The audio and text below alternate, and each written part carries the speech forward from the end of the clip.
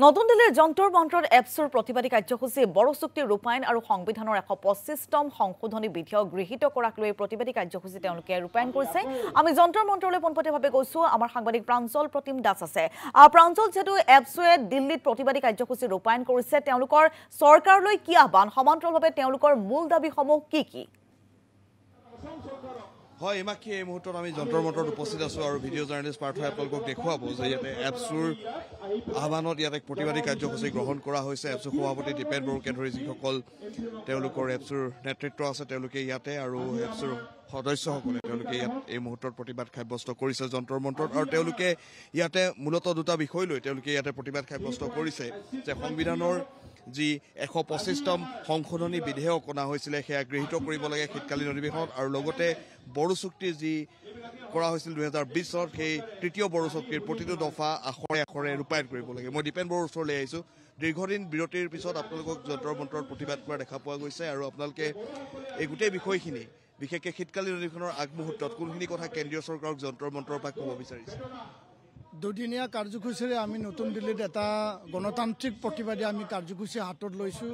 মূল কথাটো আছিল ২০২০ত আমি শান্তি ঘূৰাই অনা কাম দায়বদ্ধতাৰে নিখিল বড়ো ছাত্ৰ সন্থা NDB ৪টা ফৈদ আৰু UBPও কৰিছিল, আৰু আজি ৫টা বছৰ উকলি যোৱাৰ পিছতো সেই চুক্তিৰ যি এটা মানে সাংবিধানিক যি মৰ্যাদা প্ৰদান কৰিব লাগিছিল সেই সাংবিধানিক মৰ্যাদা প্ৰদান কৰা হোৱা নাই।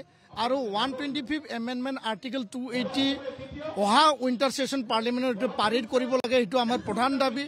চুক্তি সময়ত কৰি পেলাই যদি সময়ত ৰূপায়ণ কৰা নহয় সেই চুক্তিটো প্ৰশ্নৰ বোধক এটা চিন আহে। অকল এই কাগজখন দেখালে নহ'ব, এই কাগজৰ যি মূল্য ইয়াৰ ফলটো আমাক অধিকাৰটো পাবলৈ চৰকাৰে সুযোগ সুবিধা প্ৰদান কৰিব লাগে। আৰু বাৰ joint monitoring committee tripartite review meeting কৰা হৈছিল ভাৰত চৰকাৰৰ লগত। গৃহ সচিব ডাঙৰীয়া, জইণ্ট ছেক্ৰেটাৰী ডাঙৰীয়া, গৃহমন্ত্ৰী ডাঙৰীয়াক আমি সবাৰকে অধিক তেওঁলোকৰ আলোচনাত মিলিত হৈছোঁ।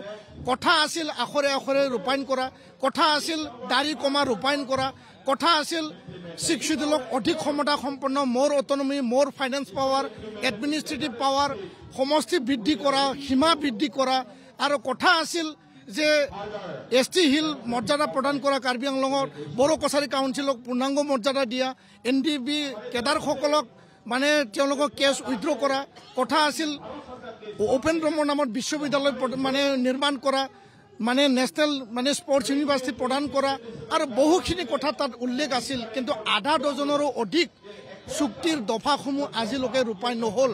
বাকীখিনি ৰূপায়ণ হ'ল, আমি নাই কৰা বুলি কোৱা নাই, আমি কেন্দ্ৰীয় চৰকাৰৰ ওপৰত আমাৰ বিশ্বাস আছে।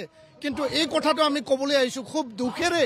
আজি নতুন দিল্লীত আমি পুনৰবাৰ ভাৰত চৰকাৰক, গৃহমন্ত্ৰী ডাঙৰীয়াক, প্ৰধানমন্ত্ৰী ডাঙৰীয়াক শুনাবৰ কাৰণে আমি এই যন্তৰ মন্ত্ৰত আজি ৩ ঘণ্টীয়া ধৰ্ণা কাৰ্যসূচীৰ যোগেদি আমি জনাব বিচাৰিছোঁ যে চুক্তি সময়মতে ৰূপায়ণ কৰক, উইণ্টাৰ ছেশ্যনত বিল পাছ কৰক, আৰু অন্যথা ডিচেম্বৰ মাহত আমি ২ লাখ কেটাৰিঙত ২ লক্ষ মানুহৰ সমাৱেশত কোকৰাঝাৰত আমি সমাৱেশ কৰিবলৈ গৈ আছোঁ।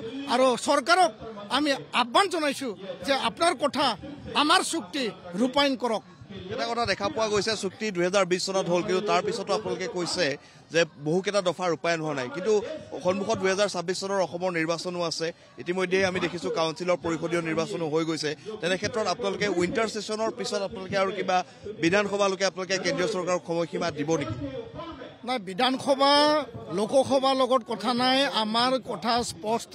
৫টা বছৰ হ'ল, ৫ বছৰত ২০২০ শান্তি চুক্তিত যি সাংবিধানিক যি মৰ্যাদা, সাংবিধানিক যি ভেলিডিটি সেইটো প্ৰদান কৰিব লাগে। আৰ্টিকেল 280, 125 এমেণ্ডমেণ্ট পাছ কৰি পেলাই এই চুক্তিৰ যি BTC BTRৰ যি কথা আছিল, 10খন শিক্ষিত নৰ্থ ইষ্টৰ যি কথা আছিল এইটো মৰ্যাদা প্ৰদান কৰিব লাগে। আৰু অহা ডিচেম্বৰ মাহত যদি এই উইণ্টাৰ ছেশ্যনত পাৰ নহয়, আমি ২ লক্ষ মানুহৰ গেডাৰিঙৰ সমাৱেশ কৰিম কোকৰাঝাৰত, আৰু আমাৰ আন্দোলন চলি থাকিব, গণতান্ত্ৰিক শান্তিপূৰ্ণ জংগী আন্দোলন চলিব। আৰু এইটো যেতিয়ালৈকে এই বিল মানে পাছ নহয় আৰু যেতিয়ালৈকে চুক্তি ৰূপায়ণ নহয় আমি আন্দোলন কৰিবৰ কাৰণে আমি প্ৰস্তুত আছোঁ।